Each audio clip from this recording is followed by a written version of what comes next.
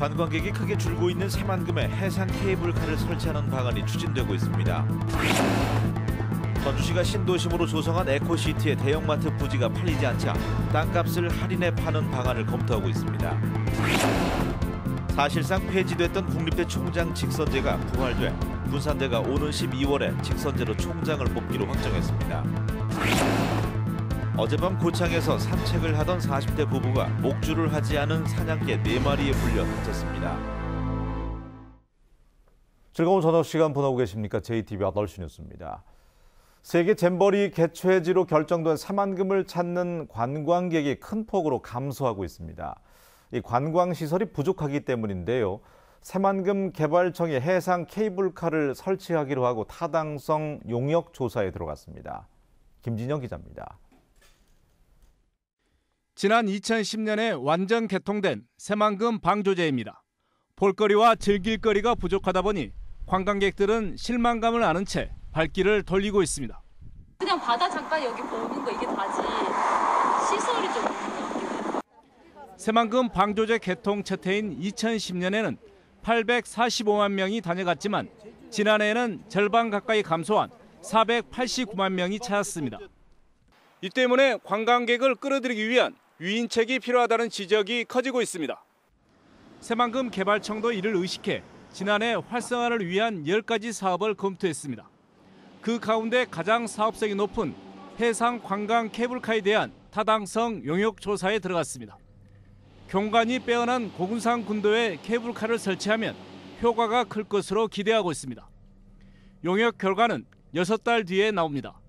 대안을 잡기 위해서 하는 걸 수도 있고요. 그다음 케이블카 사업 자체가 어떤 집객하기 위한 좀 되게 초기 투자 시설이라고 해야 되나요?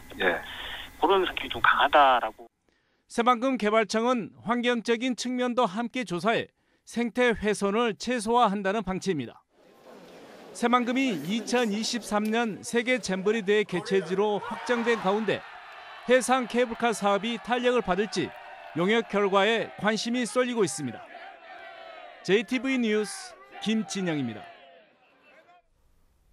전주시가 신도심으로 조성한 에코시티 내 대형마트 부지가 팔리지 않고 있습니다.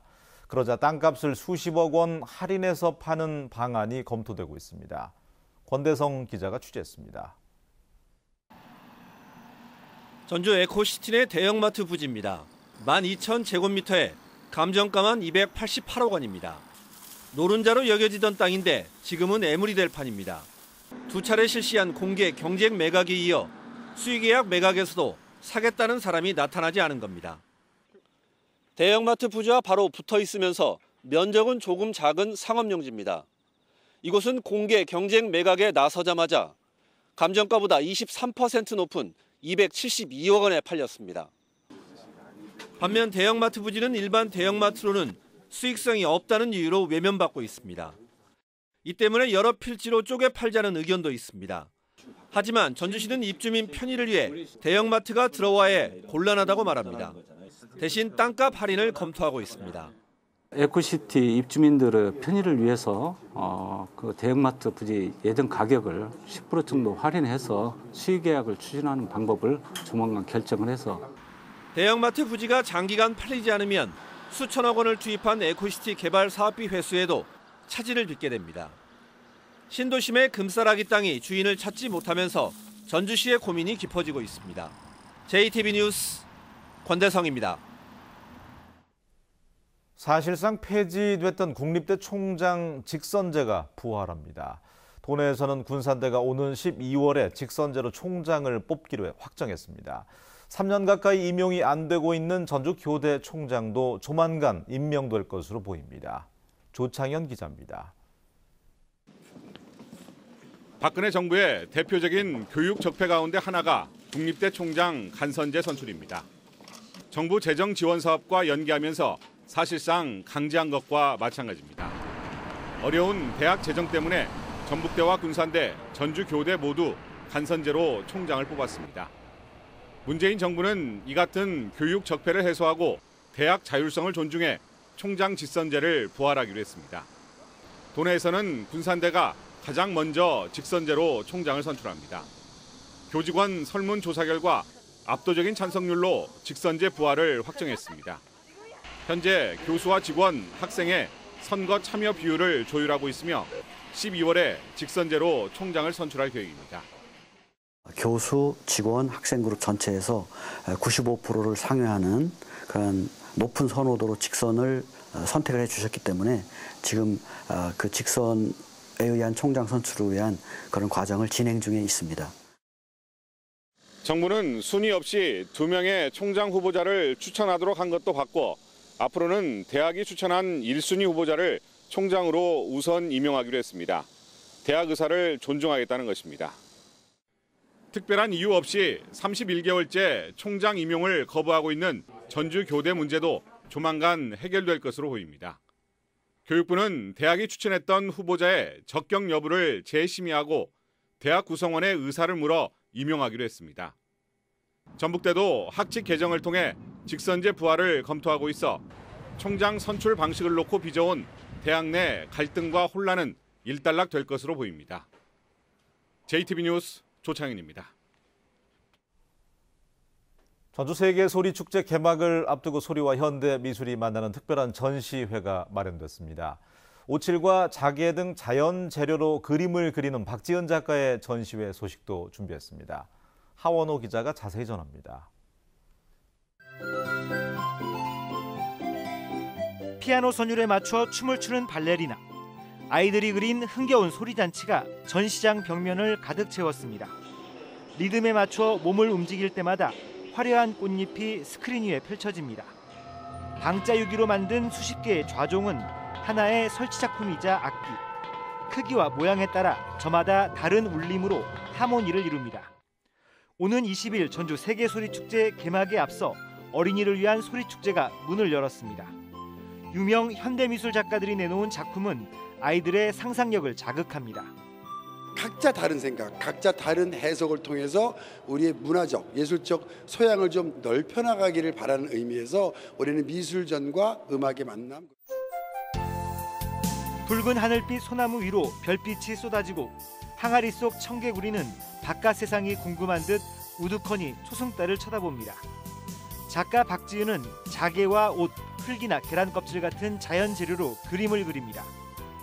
여러 차례 옷을 바르고 말린 뒤 다시 칠하는 번거로움이 따르지만 박지은의 작품은 한국화의 여백미와 중후한 멋이 돋보입니다. JTB 뉴스 하원호입니다.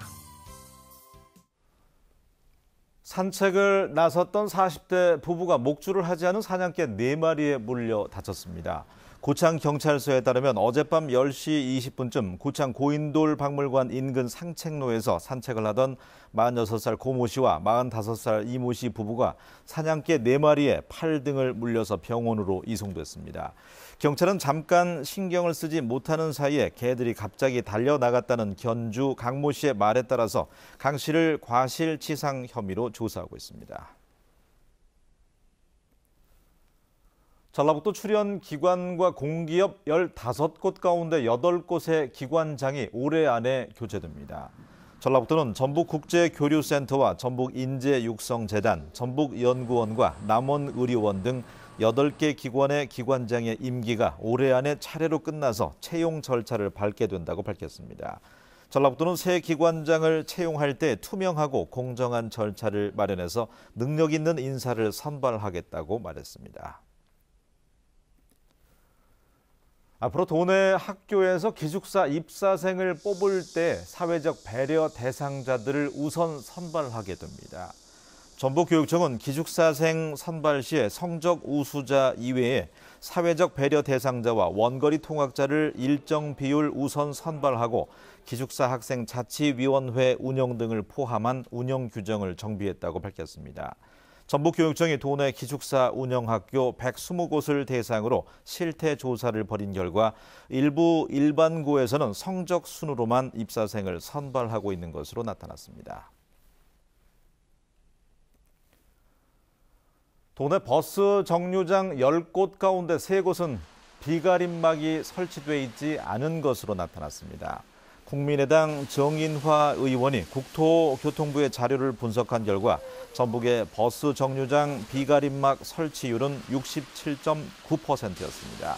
순창의 경우 정류장 284곳 가운데 단 한 곳만 비가림막이 설치돼 있어서 전북의 14개 시군에서 설치율이 가장 낮았습니다.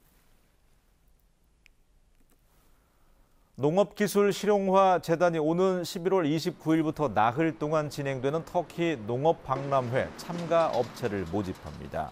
농업기술실용화재단은 원예 작물과 유통이 발달한 터키는 유럽과 아시아의 수출입 관문인 만큼 종자와 비료, 농기계 자재 업체를 중심으로 10개 부수로 구성된 한국 수출 상담관을 운영할 계획이라고 밝혔습니다. 참가 업체에게는 한 사람에 200만 원의 항공료와 체재비, 관세 등이 지원됩니다. 전주시가 올해부터 오는 2025년까지 만 가구의 아파트에 베란다 태양광 발전기 설치를 지원키로 했습니다.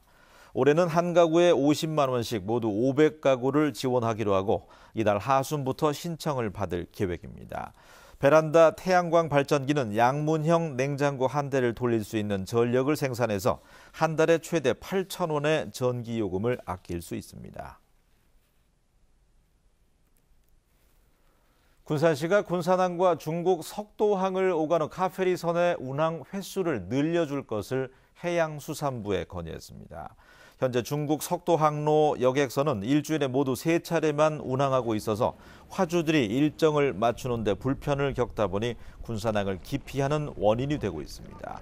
군산시는 이에 따라 기업 경쟁력 확보와 지역 경제 활성화를 위해서 운항 횟수를 주 6회로 늘려야 한다고 요청했습니다. 날씨입니다. 전북은 내일 대체로 맑은 뒤에 차차 흐려져서 밤부터 비가 내리겠습니다. 이번 비는 모레 오후에 점차 그치겠습니다. 예상 강우량은 30에서 80mm입니다. 내일 아침 최저 기온은 14도에서 19도, 낮 최고 기온은 27도에서 30도로 오늘과 비슷하겠습니다. 모레 비가 그친 뒤에는 대체로 맑은 날씨가 이어지겠고 낮 최고 기온은 28도 안팎에 머물겠습니다. 계속해서 오늘의 영상과 SBS 뉴스 함께 하시겠습니다.